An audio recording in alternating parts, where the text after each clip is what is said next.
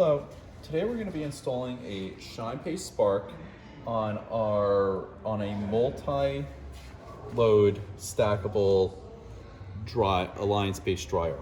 We have our Spark, which has the actual Spark, an ALCD2, and then we have the number 4 harness. And the first step to any successful ShinePay install is to ensure the power has been removed, which we've taken the liberty of doing. Now we've also inserted the key and opened the compartment. Now we're gonna make sure that this connector is unplugged from here.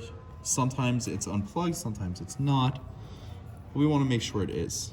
And then I'm gonna move it out of the way. And then we're just going to plug this connector in right there.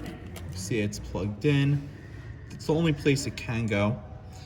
Then we're gonna find the wires that come off the coin acceptor, and we're just going to unplug the coin acceptor from the computer.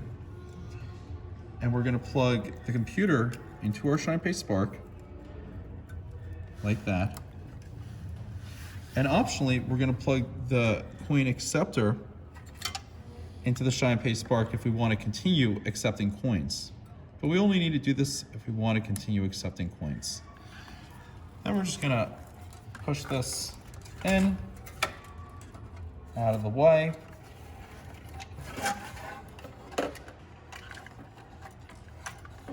Put this back and button the machine back up.